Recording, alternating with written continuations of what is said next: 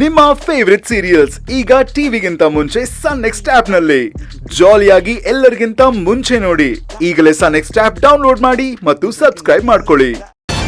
ನಿಜ ಹೇಳ್ಬೇಕು ಅಂದ್ರೆ ಅವ್ರು ನಿನ್ನ ಸೊಸೆ ಅಂತ ಸ್ವೀಕರಿಸೇ ಇಲ್ಲ.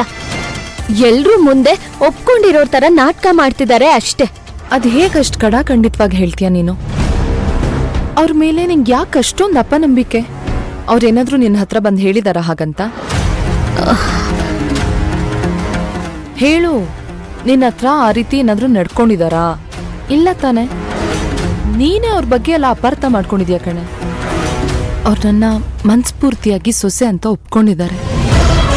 ನಿನ್ ಮನ್ಸಲ್ಲಿರೋ ಈ ಕೆಟ್ಟ ನಂಬಿಕೆನ ಕಿತ್ತು ಬಿಸಾಕು, ಸರಿನಾ? ಸರಿ ಅಕ್ಕ, ಸದ್ಯಕ್ಕೆ ನಾನ್ ನಿನ್ಗೆ ಪ್ರೂವ್ ಮಾಡಕ್ಕೆ ನನ್ನ ಹತ್ರ ಯಾವ ಸಾಕ್ಷಿನೂ ಇಲ್ಲ. ಆದ್ರೆ ಒಂದಂತೂ ಸತ್ಯ, ಅವ್ರು ನಿನ್ನನ್ನ ಹಾಸ್ಪಿಟಲ್ ಕರ್ಕೊಂಡು ಹೋಗ್ತಿರೋದ್ರ ಹಿಂದೆ ಏನೋ ಒಂದು ದುರುದ್ದೇಶ ಇದ್ದೇ ಇರತ್ತೆ. ಅವ್ರು ಏನೇ ಕೇಳಿದ್ರು ನೀನ್ ಯಾವ ವಿಷಯನೂ ಬಾಯ್ ಬಿಡಕ್ ಹೋಗ್ಬೇಡ ಅಷ್ಟೆ. ಅಲ್ವೇ ಅಂತದ್ ಏನ್ ಕೇಳ್ತಾರವ್ರು? ಅದೇನ್ ಕೇಳ್ತಾರೋ ನನಗೂ ಗೊತ್ತಿಲ್ಲ. ಏನೇ ಕೇಳಿದ್ರು ಬಾಯ್ ಬಿಡ್ಬೇಡ ಅಷ್ಟೆ. ಸುಮ್ನೆ ಹೋಗಿ ಸುಮ್ನೆ ಬಾ.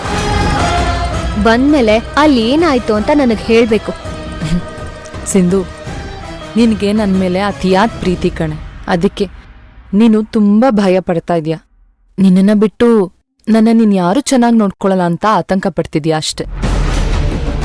ನೋಡು, ಧೈರ್ಯವಾಗಿರು, ಇನ್ಮೇಲೆಲ್ಲ ಒಳ್ಳೇದಾಗತ್ತೆ.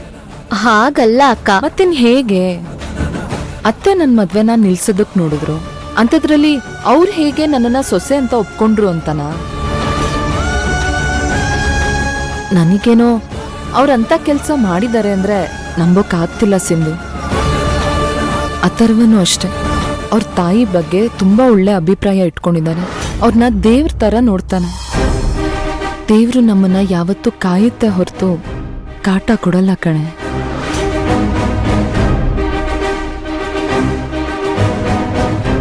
ಏನೋ ನನಗೇನ್ ಹೇಳ್ಬೇಕು ಅಂತ ಒಂದು ಗೊತ್ತಾಗ್ತಾ ಇಲ್ಲ ಕಣೆ.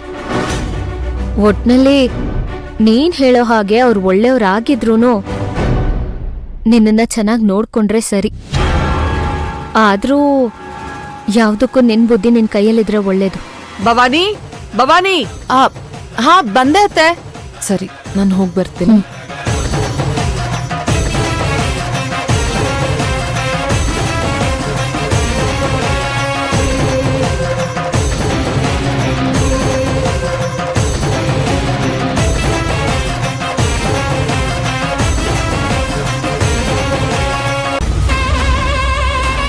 ನೀವೇನು ಯೋಚನೆ ಮಾಡಬೇಡಿ ಮೇಡಮ್, ಅದೆಲ್ಲ ನಾನು ನೋಡ್ಕೊಳ್ತೀನಿ. ಆದರೆ ನಮ್ಮ ಮೈನ್ ಡಾಕ್ಟ್ರು ಸ್ವಲ್ಪ ಸ್ಟ್ರಿಕ್ಟ್. ಅವ್ರು ಕಣ್ ತಪ್ಪಿಸಿ ಇದನ್ನೆಲ್ಲ ಮಾಡೋದು ಸ್ವಲ್ಪ ರಿಸ್ಕ್ ಆಗತ್ತೆ. ಅದೆಷ್ಟೇ ರಿಸ್ಕ್ ಆದ್ರೂ ಪರವಾಗಿಲ್ಲ, ಈ ಕೆಲಸ ಮಾಡಲೇಬೇಕು. ನೀನು ಕೇಳಿದಷ್ಟು ಹಣ ಕೊಡ್ತೀನಿ, ಆದರೆ ಈ ವಿಷಯ ನಮ್ಮಿಬ್ಬರಲ್ಲೇ ಇರಬೇಕು. ತುಂಬ ಕೇರ್ಫುಲ್ ಆಗಿ ಹ್ಯಾಂಡಲ್ ಮಾಡಬೇಕು. ಅಪ್ಪಿ ತಪ್ಪಿ ಈ ವಿಷಯ ಲೀಕ್ ಆಗಿ ನನ್ನ ಮನೆಯವ್ರ ಮುಂದೆ ನಾನು ತಲೆ ತಗ್ಸೋ ಹಾಗೆ ಮಾಡಿದ್ಯೋ,